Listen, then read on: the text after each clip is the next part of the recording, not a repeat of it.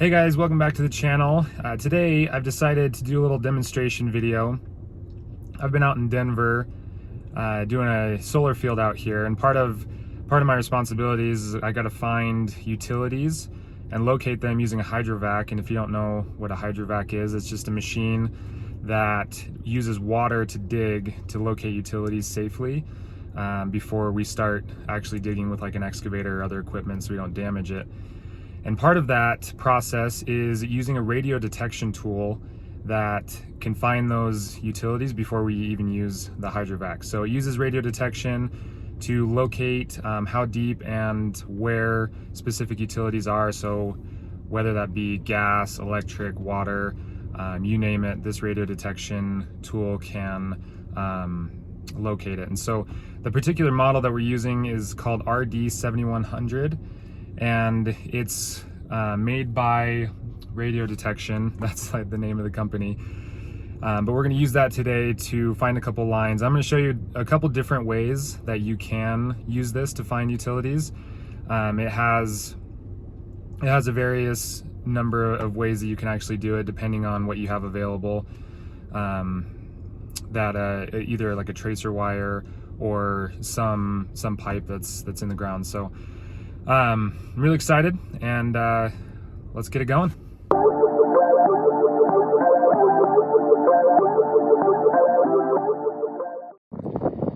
So I wanted to start off showing you some of the tools that come in the bag that we're going to be using today. And so when you first open it up, you see the wand that we use. As you can see, it's the RD7100. And it has a little screen up here, so when you're holding it vertical to the ground, you can kind of see what's going on, and I'll go over the various buttons on it a little bit later. Then we actually have the radio detection box, and these two, the wand and the box, communicate with each other to show you where the line is exactly and gives you accurate depth readings. And then we have two different ways of connecting to that existing utility. So the first way is just a simple, you connect this to the actual utility, and they usually give you like either a tracer wire or some way to connect to the utility. And then this goes to the ground to complete the circuit. So I'll go over that a little bit later. And then the other thing that's pretty cool is if you actually have the pipe, you can put this clamp over the pipe and it'll send a signal down through the pipe so you can detect it a little easier. And both of these things connect into this box right here. You can see it has a connection, and they both connect just into this box like so. A few other important things to note: this is the ground rod, and I'll show you the importance of it later, but really you just put this in the ground and then connect this wire to it so it can complete the circuit. And then this is just a ground extension wire. That way, if you're, say, in a parking lot or something where you can't really put this into the ground, this is an extension wire so you can wheel it out a ways and actually put it in the ground. So when you start a locate, you want to generally know where the lines are before you start the actual locate. So a tell sign that a locate is nearby is if you find something like this, and we know that this is water because it's labeled in blue right here, that cap. And this is actually the sole purpose of this being here is for us to be able to locate. So as you can see right here, a wire is sticking out, and we're actually going to use this wire to connect our box to our radio detection box. And then we'll be able to put the ground somewhere over here, and then be able to figure out where that pipe runs and how deep it is. Okay, so as you can see, we're hooked up here. We got the red wire on the tracer wire. It's connected in to the box, and then we have our ground stake in the ground already with the black wire attached to it. So now we're ready to turn this on, and it loads up for just a second. So a couple things right here. Obviously the battery is right here, and then it tells you the power rating right here. So if we click up, it just ups the power rating. And right here we have the milliamps. So right now it's at 101. You want it to be around 40 to 60, I would say, is a really strong. If you have it too high, that signal could deviate from its path a little more than you want it to. But that means it has a good connection. The 65.5 kilohertz is the radio frequency that this box is putting out. And so when we turn on the wand, which I'll do right now, do you see that 65 down there? You want to match that frequency with the box. So it's a little windy outside, so I decided to do this in the truck. But I just wanted to go over some of the things on the actual wand. When you first turn it on, this is the screen it gives you. So right here, it just tells you the frequency that it's on, and you can change the frequency using this little F button right here. So right now we're on radio, and what radio is, there's a radio frequency that blankets the entire Earth. And so if you want to find a line and you have no reference point, so you don't have anything you can tie into or any idea of where any lines are, you use this radio frequency to get an idea of where a line might be. So it's not as accurate, but if you're going into something blind, you can kind of figure out where something is using the radio frequency, because it'll pick up any steel line or even a tracer wire that's in the ground. You might be able to pick it up using that radio frequency. And then if you cycle through these, we have the 8K frequency, and these are just the frequencies that you match with the box. That way they communicate with each other and they're on the same frequency. And so these frequencies, just you can adjust these depending on how far the line is out or how accurate you want to be. If you're right next to a lot of other lines and you want your frequency to be more precise, then you use the 8K. But if you're kind of in an open field where there's not a lot of other lines around, you can adjust this. There's 33K, there's 65K, and 83K. And so obviously the 83K puts out a little bit heavier of a signal. And so if you're in an open field, you want to use a higher signal because that gets you a better view of where that you can run it out further.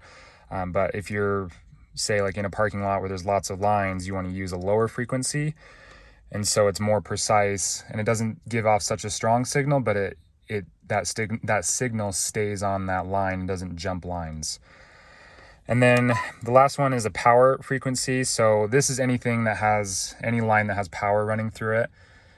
You can locate a line like a electrical line, something that has active power running through it. This reads that power, and you can pretty accurately find lines using this power frequency. This bar up here is our strength bar. So when you go over a line, I'll show this a little bit later when we're actually finding the line, but that's our strength bar. And you can increase, right here is the number that the frequency is putting out. So this is reading pretty low, but if you push these up buttons, you can kind of see it just has a stronger strength reading the more you go up. And the reason that's there is sometimes, especially using the power setting, sometimes the strength right here is too much, and so you want to lessen it. Or if you're not getting anything, maybe you want to strengthen that strength bar so you can get more a more broad reading, so you can then narrow down to find the actual lines.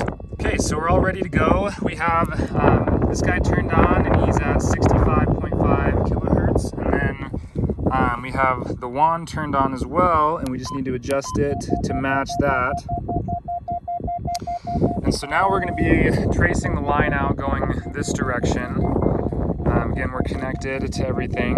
So you want to get away from the box because it's giving such a strong signal out that it kind of messes with this. So you want to get about 15 to 20 feet away this way. And then it shows us that we need to go, so the arrow's pointing this way and it's giving us a pretty strong signal. So we want to walk over to where you just want to find that middle point. And it's giving us a really strong signal. You can see that number up there, the 572. That means it's giving us a really strong signal telling us that we are definitely right over the pipe. And then when we're over the pipe, you can actually see we get a depth reading as well. If I move the wand lower to the ground and raise it up a little bit, you can see how that depth changes a little bit. So it is giving us a pretty accurate depth reading. And this compass, there's a compass right in the middle, right here, that shows us the direction of the line. So you can see if I turn the line this, or the wand this way, it shows us that the pipe stays in the same direction because it tells us exactly the direction that it's running. And so when we go this way, as you can see, you just kind of start walking it out and waving the wand side to side. And we want to stay right in the middle of that line.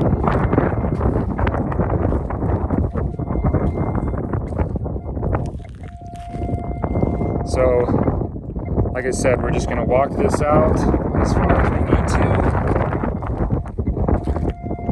And we want to just stay right in the middle of that line. And you can tell just by the sound, every time we get on the right side of the line, it makes that double beeping noise. And on this side, it makes that solid line, or solid noise. So you can continue to go back and forth, just kind of waving it around. And it'll continue. So the strength of this is pretty strong. As long as you have a good connection, you can walk this out a few hundred yards. I mean, you can see how far we've already gone based on where the truck is, and you can kind of see the yellow pole that we started at. But you can take this out a couple hundred yards as far as you need to go. But as you can see, the strength of the signal is a little bit less now. We're at 392 and we were at 572, but that's still a really strong signal. So we could walk this out a couple hundred more yards and still probably have a pretty decent signal. But it's pretty simple. Once you get the settings right, it's really simple to stay on that line. You can honestly do it by just hearing the noise, whether it's doing a beeping sound or a solid tone sound. But again, like I said, we're probably about 100 yards away already, and we still have a pretty strong signal. Okay, so now I wanted to go over another method of how to locate a line. If you don't have one of these connection points, there's another way to do it just using the box. And the way you do that is, if you know where a line is in the ground and you know which direction it's running, you can actually just use the box itself, place it on that path that you think the line is going, and it'll shoot a signal down into the ground, and then connect with that pipe, and then the signal will go along that pipe, and you can use that wand. You can use the wand to go find, you kind of run that along that pipe and figure out where it's at. So I'm going to show you that just using that same water line that we've been using, just because I know what direction it's running. I'll disconnect the wires that are connected to it right now, and then place the box right on the ground and show you how that works. Okay, so we're disconnected from the actual pipe. There's our wire, and then this is what it looks like. So now it's given us a symbol that shows it's just shooting a signal down into the ground to try to find that pipe. And we already know that the pipe runs along this path right here, and so we place the box down on the ground in the direction of where that pipe is going. And so since there's not a lot else around, we're going to increase the power so the signal that's shooting down on the ground is a lot stronger. And again, we're going to keep it at 65.5 kilohertz. That way when we get the wand and turn it on, we're again up to 65 kilohertz. So again, we're going to get a little ways away from the box, and then we're going to do that same sweeping motion. And you can kind of see that we're still on that line. And it's giving us a pretty decent signal still.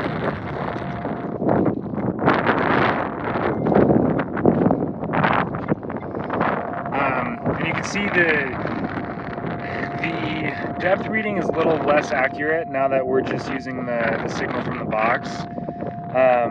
And it shows us how many milliamps we're getting on the wand here, which is still pretty decent. I mean, obviously we have 316 strength, which is pretty decent, and we can get a good reading on where the line is, but we can't trust the depth reading as much as if we were actually tied into the line itself. But again, we can walk pretty far. I mean, as you can see, we're already about 50 yards away from where the box is, and that box is still shooting a pretty strong signal down in the ground and connecting with that pipe. Okay, so the last method I want to show you guys is the power setting. So right here we have a couple power stations, power boxes, and I'm going to show you how to find, I do know that there's active power running through them, and so I'm going to show you how to find these lines just using the power mode, just using the wand. So we don't need the box for this one because the wand has a power mode where it can detect if power is running through something. And so I'm going to show you how to just use the wand and kind of scan for these power lines. Okay, so first thing we want to do is we want to scroll through the frequencies to get the power mode. So it's right there. I'm going to turn that down just for the volume's sake right now. But when you first do it, you want to look at where the boxes are, and you want to do a circle. We want to do a circle around these boxes to find out where these power lines could be. So I'm going to go ahead and start. As you can see, we're already kind of hitting something.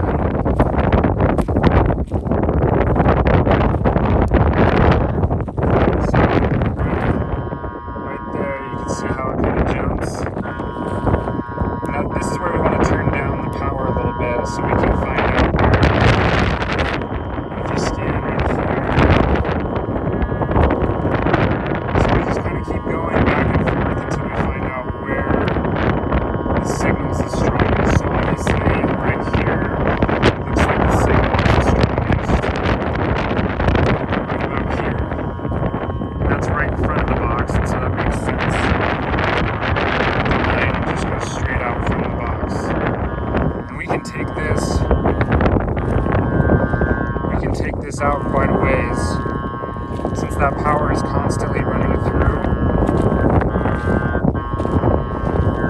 Okay, so again, we're going to walk in a circle. The box is right here. We're going to walk in a circle around the box to see if there's any other lines that come out of that box. Looks like we're getting something right here. Oh, and we lost this. We go back. It looks like it's right there. That's where the signal is the strongest. So it's just going out into this field right here. Oh, we lost it. It must take a turn. So we got to go back to where we found signal, which is right here. Find where we lose signal. So we lost signal right there, so that means it must turn. Oh, looks like it turns that way. So we found that signal again. So then it goes straight over there and probably connects up with this building right here.